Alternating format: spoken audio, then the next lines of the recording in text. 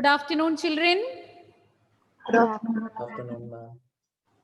We learned about the different types of contractile proteins present in muscles that bring about the contraction, and the two contractile proteins that constitute muscles are, Nandana, which are the two Actin major and proteins? myosin. Actin and myosin. Tell me something about these filaments. So first, let me start with actin. Naurin, what have you learned about actin? Each actin filament has two effactants helically wound around each other, and each effactant is a polymer of monomeric G-actin. Two filaments of tropomyosin also run close to these effactants. And troponin, a complex protein, is distributed at regular intervals on troponin. What is the role of this troponin? It masks the binding sites for myosin on actin. Okay, good. So tell me about myosin, Vidur. It is a polymerized protein whose It's a monomeric polymerized protein. What is the monomer that makes up this particular polymer? meromyosin. Meromyosin. Then tell me something about meromyosin. It has two parts. Yes. Heavy meromyosin, HMM. It has globular head and a short arm. And the tail constitutes? Tail is light meromyosin. Okay, then you want somebody else to continue? Gayatri? The head and the short arm projected outwards at regular interval distance. Louder. The head and the arm projected outwards at the regular distance and angle from each other from the surface of the polymerized myosin filament that is known as chromosome. Okay, good. So let us continue. Now we are going to learn about sliding filament theory, which explains the mechanism of muscle contraction.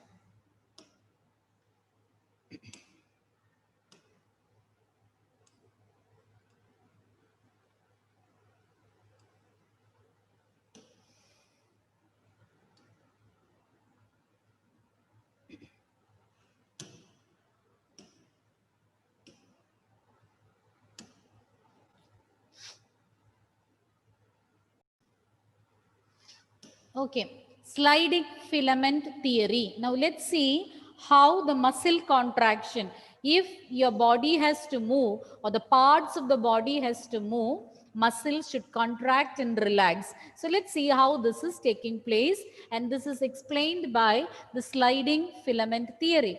Muscle contraction starts when it receives a signal from central nervous system via motor neuron. You have learned about sensory neurons and motor neurons. So sensory neurons, they relay messages between the sense organs and the central nervous system. Motor neurons, they send or they relay messages between the central nervous system and the muscles. All our activities are taking place in response to, or it is under the control of nervous system. So it has to receive signals. If muscles has to contract, if the muscles have to contract, they should get the signals. The command should come from central nervous system, and the command from the central nervous system, your central nervous system comprises of brain and spinal cord. And spinal cord, you know, in case of reflex action, like you touching a hot plate and your hand is immediately withdrawn, all that are reflex action. So there also the muscles are obeying the command received from the central nervous system. In such cases, in reflex action, spinal cord, and the other cases brain. So all that you have learned.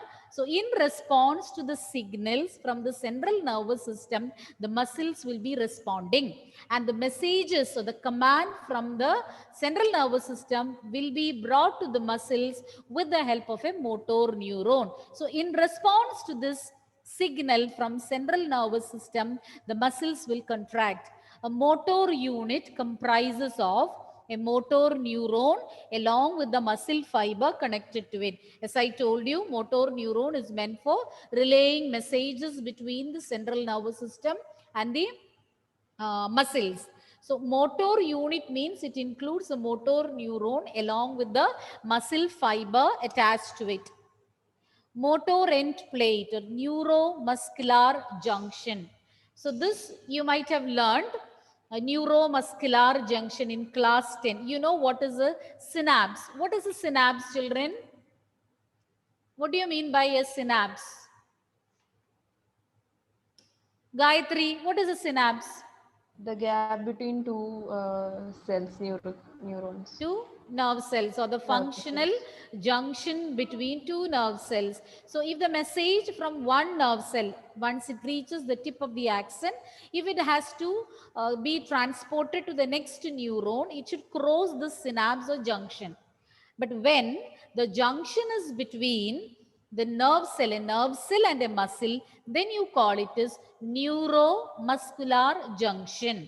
So the junction between, or the gap between a nerve cell and a muscle, that is neuromuscular junction. The junction between, to be more specific, it is a junction between a motor neuron. Why motor neuron? Because this is the junction between a nerve cell and a muscle. So the nerve cell, which is concerned with the transportation of messages to a muscle, is motor neuron. So you can specify the junction between a motor neuron and the muscle fiber.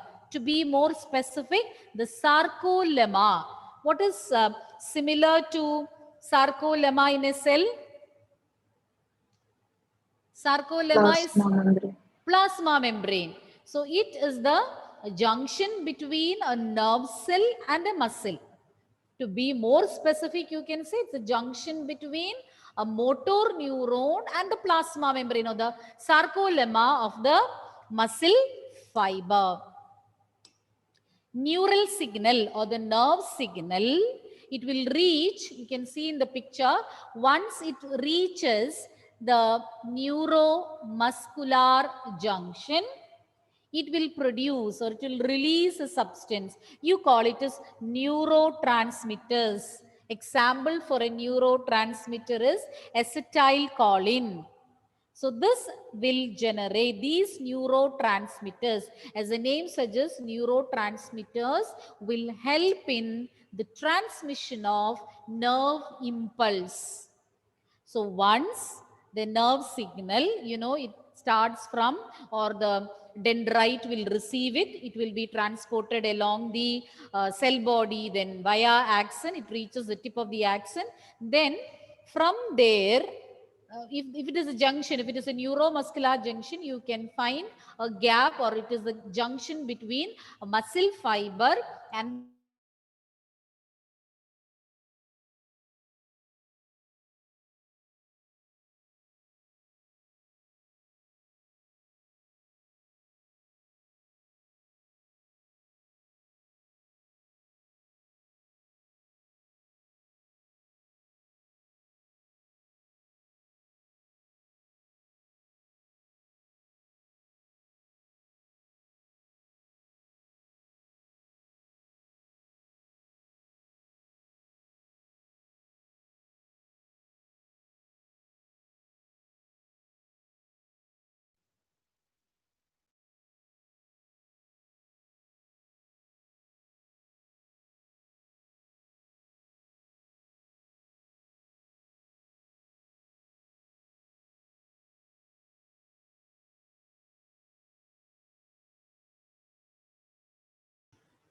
children, hope you have understood what we discussed.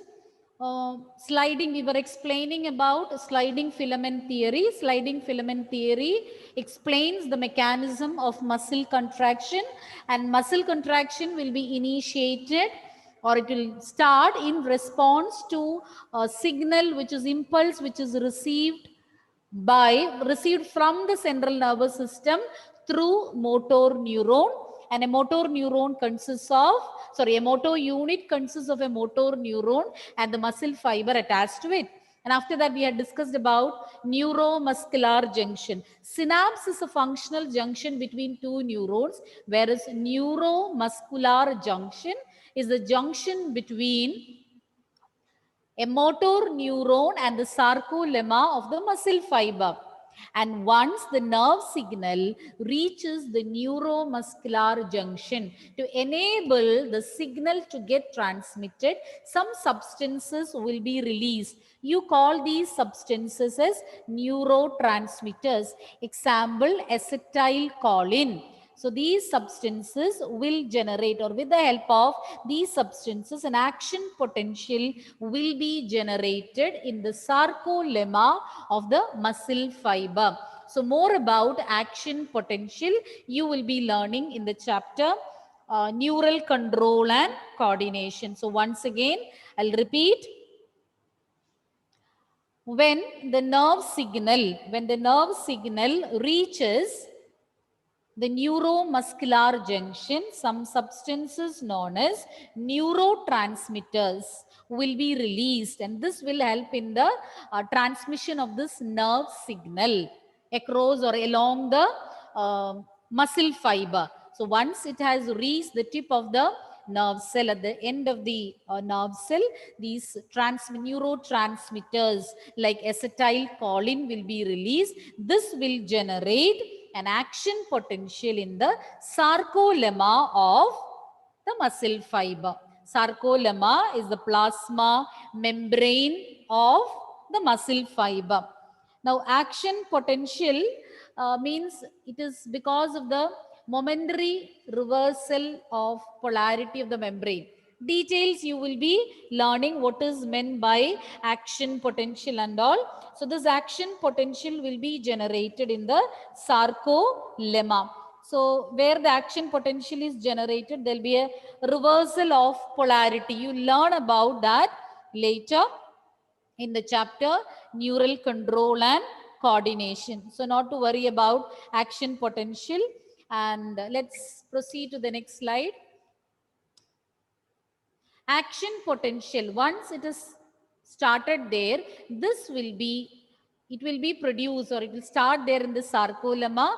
From there, it will be spread through the entire muscle fiber, and in response to the action potential, calcium ions, hope you remember what we discussed in the beginning about sarcoplasmic reticulum, which is a storehouse of calcium ions, and I told you we'll be discussing about the role of these calcium ions later. So in response to the action potential generated, calcium ions will be released into the sarcoplasm of muscle fiber, similar to cytoplasm of a cell.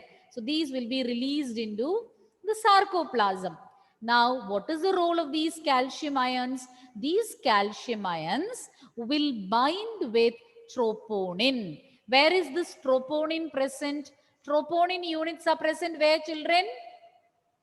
They are scattered along which filament? Tropomyosin are actin. Actin filament. So these are scattered on the actin filament, and they will be, these troponin will be masking or covering the binding sites on actin for binding with myosin. So once calcium ions are released, these calcium ions go and bind with troponin. As a result, the masking of the active sites will get removed, because troponin was initially, or it was masking the binding sites. But when calcium ions are released, these calcium ions will bind with troponin and remove it from there. So that masking, it will no longer mask the binding sites for myosin present on actin. Utilizing the energy released from ATP hydrolysis. Now, to carry out muscle contraction, energy is essential. Only with the release of energy, only by the breaking down of ATP molecules. You know that ATP is the energy currency. Adenosine triphosphate is the energy currency of a cell. And for muscle to contract, or for this muscle contraction to take place, energy is needed. And here ATP molecules will be broken down. Hydrolysis of ATP will take place. Using that energy, myosin head, the head region, hope you remember, when we learned about the structure of myosin, we learned ATP binding sites and actin binding sites are present on that globular, the head region of the myosin filament. Okay, so this utilizing the energy, the myosin head will bind with the actin. So already actin is having binding sites for myosin and myosin is having binding sites for actin. And when calcium ions are released in response to the action potential, these calcium ions will go and bind with the troponin units which were masking the binding sites for myosin. So once these sites are made free, myosin with the help of ATP molecules, by the hydrolysis of ATP molecules, utilizing the energy obtained from that, will get attached with the binding sites, exposed sites. Why it is mentioned exposed? It was remaining hidden. Earlier it was remaining hidden because of the troponin subunit. So then it got exposed and myosin will come and bind with the exposed sites on actin, and once they come and bind, they form crow's arm. See children, there in green color our actin filament is shown, and in blue color the myosin filament is shown. And here if you can see, once the troponin, that yellow colored part is indicated by troponin, so it binds with calcium, so the binding sites are free. So see the head region is getting attached to the binding sites present on myosin, and see they will form a crow's arm when they get attached. So on the head region of myosin, binding sites for both ATP and actin are present, and when the binding sites on actin are unmasked, it is made free or it is made exposed, the head region of the myosin filament which is having binding sites for actin will go and get attached, and they form a crow's bridge. They form a crow's bridge formation, or a crow's bridge will be formed. Once a crow's bridge is formed, it will pull the attached actin filament towards the center of the I band. So once this attachment, or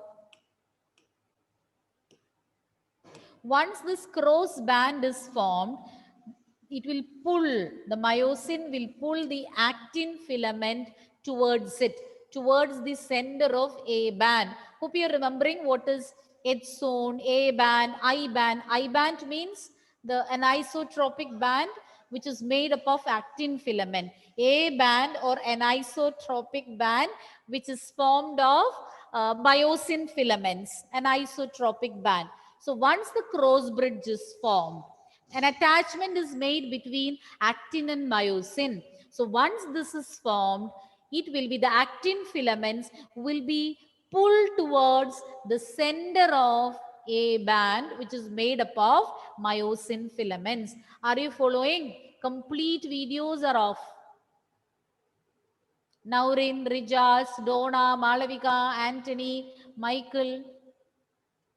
Children, I have told you earlier also, whether I share the screen or not, I can see you. Are you following? It's a very important concept. You can expect an essay question from here. So till what I have completed, I'll just quickly rewind for those who became absent-minded in between. Because since your videos are off, I cannot see your faces. I cannot make out whether you're following it or not.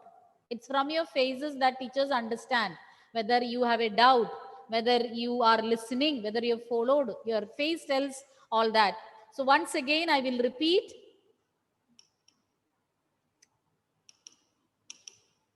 So to begin with, a nerve signal will come from central nervous system through motor neuron. It will reach the muscle fiber. From central nervous system through the motor neuron, a nerve signal will reach the muscle fiber and the muscle will contract in response to that. A neuromuscular junction means it's a junction between motor neuron and sarcolemma of the muscle fiber. When the nerve signal from the central nervous system reaches the neuromuscular junction via motor nerve, it will release some substances. You call it as neurotransmitters. Example, acetylcholine. These neurotransmitters will help in generating an action potential in the sarcolemma of our muscle fiber. So in response to the action potential, what will happen? Calcium ions will be released into the sarcoplasm of muscle fiber. Now, what is the role of this calcium ions release? This calcium ions will go and bind with the where the troponin subunits present on actin filament. So that troponin subunits were actually covering or masking the binding sites for myosin present on actin. So once it binds with calcium, those sites, those binding sites for myosin will get exposed. Now whose turn? Myosin filament. They will utilize the energy obtained from ATP hydrolysis. They will go and bind with these exposed sites.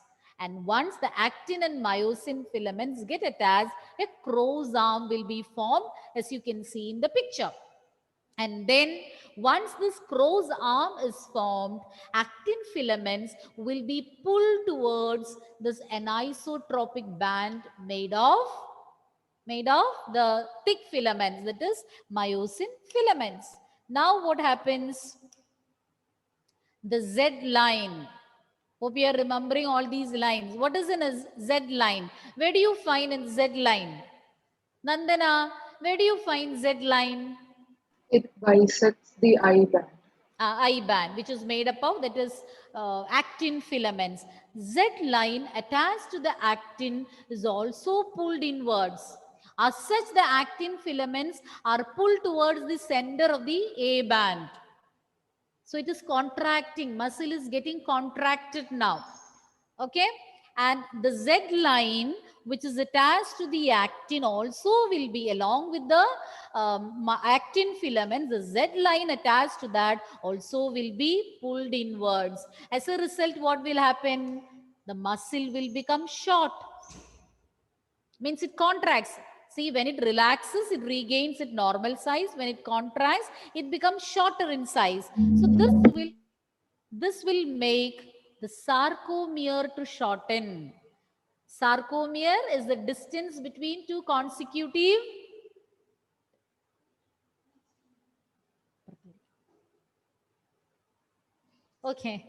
it is the functional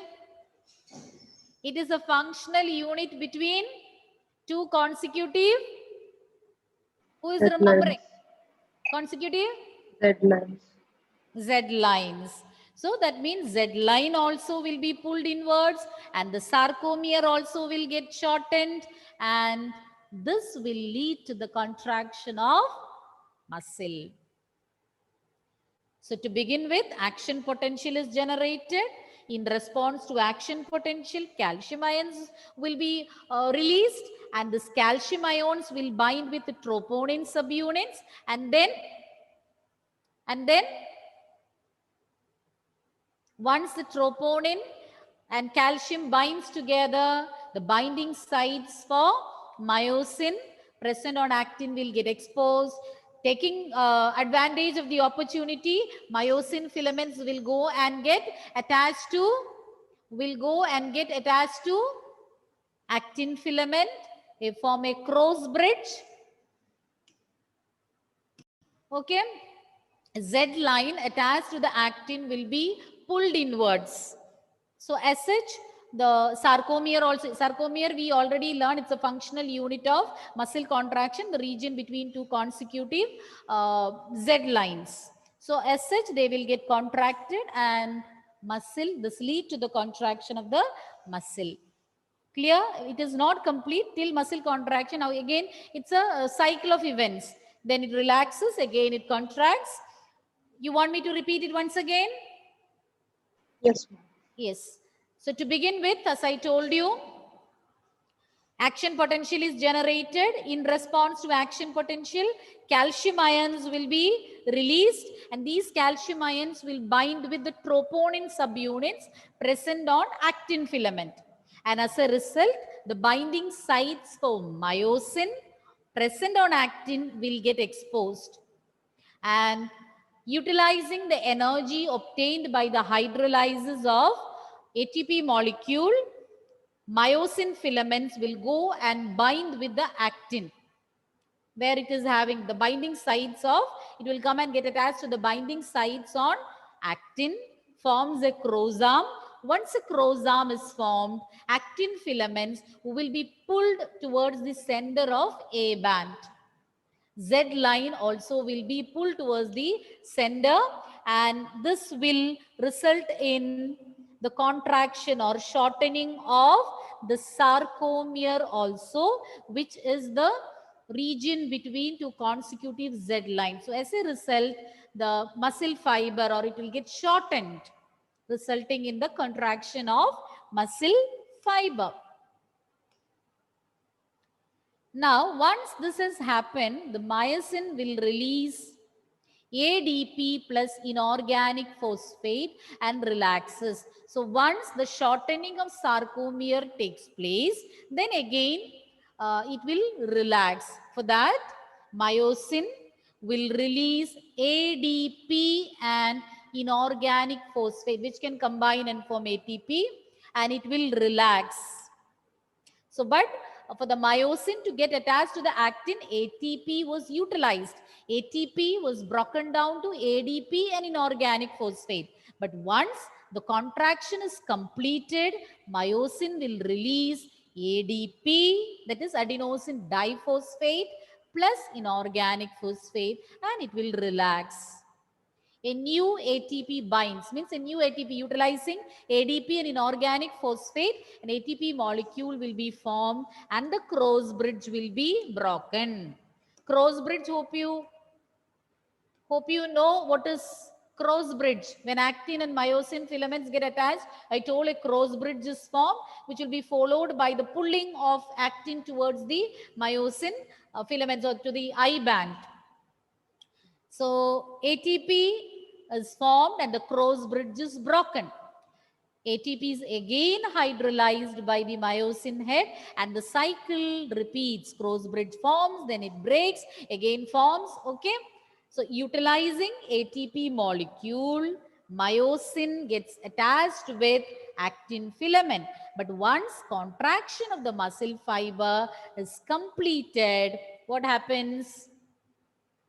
ATP molecule will be formed. Again formed how? The myosin will release ADP, an inorganic phosphate, and it will relax. So an ATP molecule is being formed, cross bridge breaks. Then again another set of events will start. The cycle gets repeated.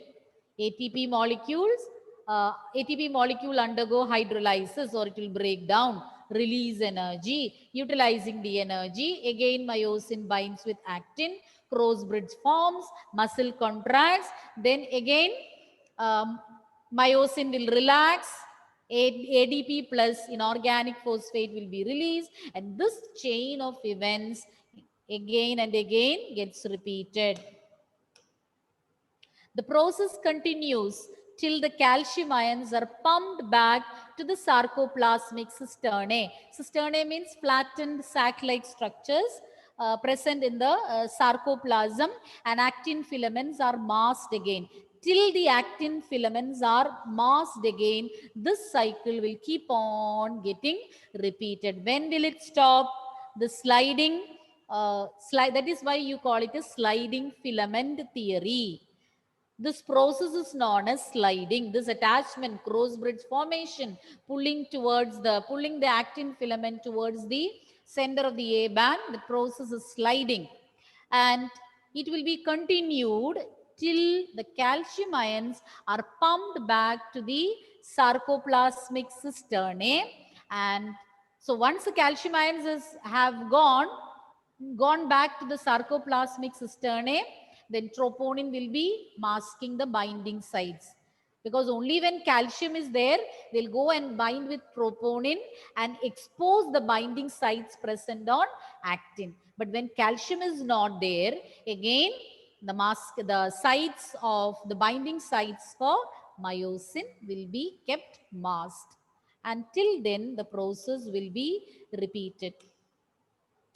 The Z line. So once the muscle relaxes, the Z line return to their original position. So during muscle contraction, Z lines were also pulled together, making the sarcomere also shorten. But once the muscles relax, Z lines return to their original position. Repeated activation. But if the muscles are repeatedly I told the cycle of events will keep on getting repeated. But if it is repeatedly carried out, lactic acid may get accumulated. For example, when there is some vigorous activity, you're taking part in some athletic activity or in some athletic competition, repeatedly your muscles are activated, then it might lead, due to the shortage of oxygen, it might lead to the accumulation of lactic acid. You know what is the reason? Because when your body is in need of energy, even in the shortage of oxygen, your body carries out anaerobic respiration, and this will result in the production of lactic acid, which can cause muscle cramps, fatigue, etc. If the muscles are repeatedly activated, it can lead to anaerobic respiration and accumulation of lactic acid, leading to fatigue or muscular cramps. So the last part, the difference between red and white muscle fibers. Let's see what is the difference between red and white muscle. Even in the picture throughout I was displaying, you could see a man, and in his body you can find, see here at least some part you can find, everywhere or scattered in his body, you can see both red and white muscles. And let's see what is the difference between red and white muscles. Red muscle fiber, there the myoglobin is a pigment which helps in storage of oxygen, will be high. So that is why, because of that pigment, red muscles are having the characteristic color. And these muscles have plenty of mitochondria which utilize the large amount of oxygen stored in them for ATP production. So as I told you, red muscle fiber is having more amount of myoglobin, which gives it that red color. Since more myoglobin is present, it's an oxygen storing pigment. More myoglobin, so more oxygen will be stored. Due to that reason, that oxygen stored will be used for ATP production. So they are having plenty of mitochondria to facilitate the process. You know, it's in the mitochondria that ATP production takes place. So more myoglobin, hence red color. Because of more myoglobin, more oxygen can be stored. So they get involved. They use this oxygen for releasing ATP. To facilitate the process, they have more mitochondria. These are aerobic muscles. It carry out aerobic respiration. And in white muscle fiber, less myoglobin. As a result, they are white in color, less mitochondria, and high amount of sarcoplasmic reticulum. Sarcoplasmic reticulum is a storehouse of calcium ions. Less mitochondria, more sarcoplasmic reticulum, and they are anaerobic. These are the differences between red and white muscle fibers. Okay, children? Any doubt? Can you explain these differences also? Red muscle fiber, oxygen storing pigment is more. You call it myoglobin. In white muscle fiber, less myoglobin. First point is clear, Nandana? Yes, ma'am. Yes. So when more myoglobin is present, you know, myoglobin is oxygen storing pigment. More myoglobin, so more oxygen can be stored. And this oxygen can be utilized for ATP production. So if ATP has to be produced, mitochondria are needed.